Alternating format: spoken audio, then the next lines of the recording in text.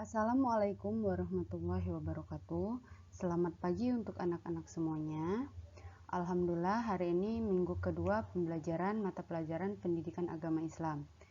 Nah, Ibu rasa kalian semuanya sudah siap untuk belajar. Tolong penjelasan Ibu disimak dan dicatat. Anak-anak semuanya, kemarin kita mempelajari tentang pengenalan Quran Surat Al-Kafirun. Untuk minggu ini, kita masih membahas tentang Quran Surat Al-Kafirun. Nah, tetapi yang lebih dalamnya lagi, asbabun nuzulnya, pengenalannya, bahkan penjelasan lebih detailnya lagi. Nanti di penghujung pembelajaran akan ada tugas yang Ibu berikan kepada kalian. Nah, hari ini kita akan belajar tentang pengenalan Quran Surat Al-Kafirun.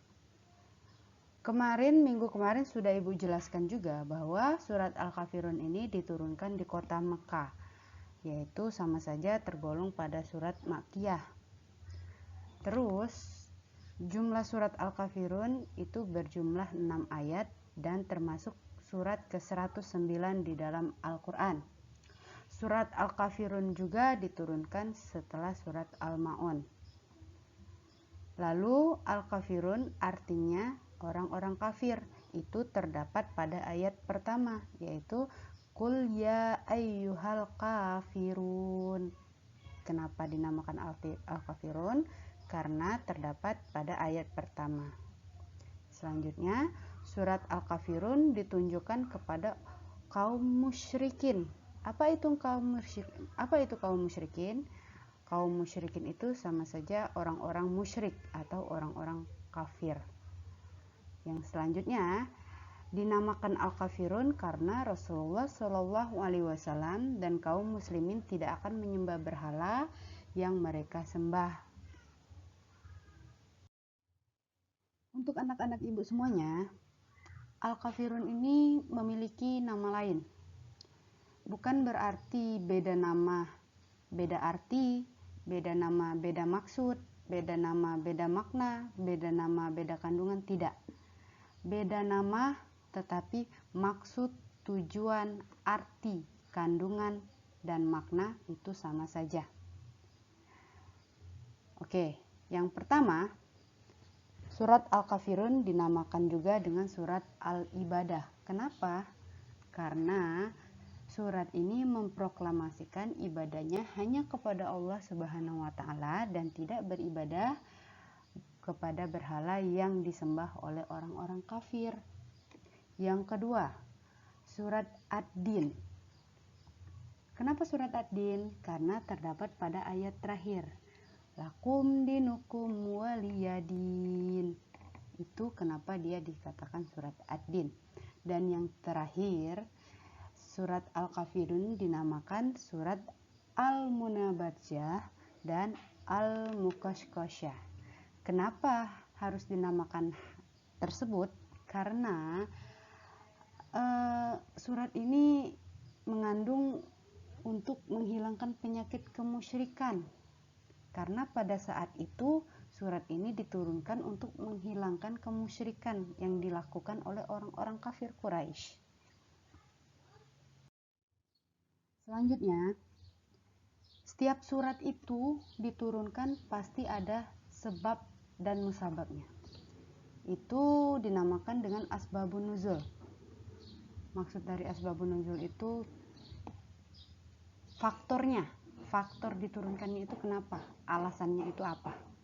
Oke, di sini Ibu akan ceritakan. Di sini sudah Ibu tuliskan, Rasulullah SAW didatangi beberapa pemuka kaum kafir Quraisy pada saat itu. Mereka menawarkan untuk saling membantu dan bekerja sama dalam menjalankan ibadah agama. Jadi maksudnya itu orang kafir Quraisy ini mengajak Rasulullah serta orang-orang muslim ini bekerja sama dalam hal beribadah. Lalu kaum kafir Quraisy mengajak Rasulullah SAW dan kaum muslimin lainnya bersama-sama melaksanakan agama Islam serta kepercayaan menyembah berhala secara bergantian. apabila hari ini kaum kafir Quraisy ikut menjalankan sholat, maka besok Rasulullah Shallallahu Alaihi Wasallam seluruh umat lainnya harus ikut menyembah berhala sesembahan orang-orang kafir. Maksud dari cerita itu, orang-orang kafir ini mengajak Rasulullah Shallallahu Alaihi Wasallam ini bekerja sama dalam hal ibadah. Jadi Rasulullah Shallallahu Alaihi Wasallam dan umat Muslim serta orang kafir Quraisy itu mengikuti tata cara sholat umat Muslim. Setelah itu umat Muslim juga mengikuti tata cara sholat orang kafir Quraisy. Nah, menanggapi hal tersebut, Allah Subhanahu wa Ta'ala menurunkan wahyunya, yaitu Quran surat Al-Kafirun tadi kepada Rasulullah Shallallahu Alaihi Wasallam. Melalui firman-Nya Allah Subhanahu wa Ta'ala menjawab bahwa kaum muslimin tidak akan menyembah berhala-berhala kaum kafir Quraisy. Kaum kafir Quraisy pun selama mereka kafir tidak akan menyembah Tuhan Muslim. Orang Islam hanya menyembah Allah Subhanahu wa Ta'ala, Tuhan yang Maha Esa. Kita dilarang untuk berganti-ganti sesembahan. Ketentuan ini telah dijelaskan dalam Quran surat Al-Kafirun. Jadi diturunkannya Quran surat Al-Kafirun ini ketidaksetujuannya Allah Subhanahu wa Ta'ala atas tawaran kaum kafir Quraisy kepada Rasulullah.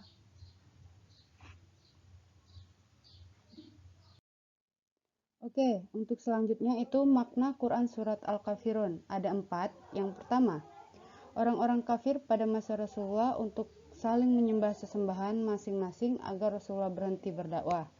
Ajakan tersebut langsung ditolak oleh Allah dengan menurunkan Quran surat Al-Kafirun.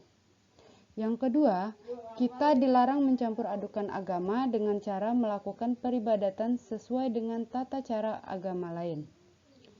Yang ketiga, kita harus benar-benar mengutamakan Allah Subhanahu wa Ta'ala dan dilarang berbuat kemusyrikan, yaitu menyembah selain Allah. Terakhir, kita harus bertoleransi dan menghargai ajaran agama lain.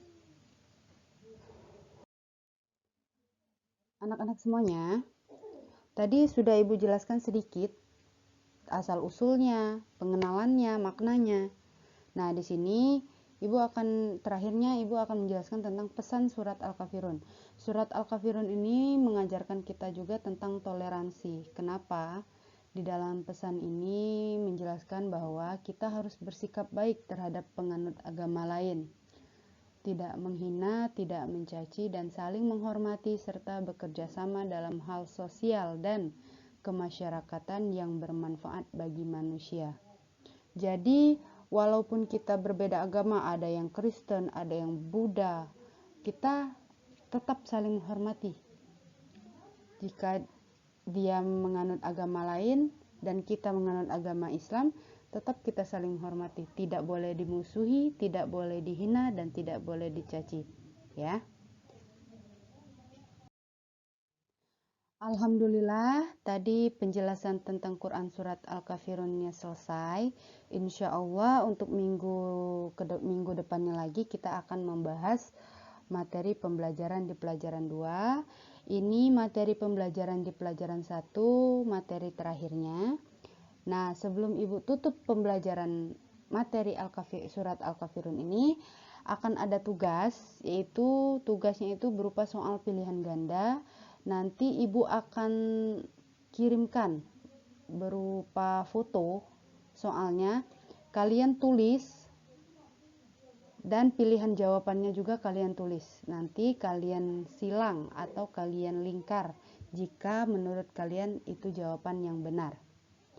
Nah, jika yang tidak mempunyai WhatsApp atau yang tidak tahu apa tugasnya, silakan datang hari Sabtu.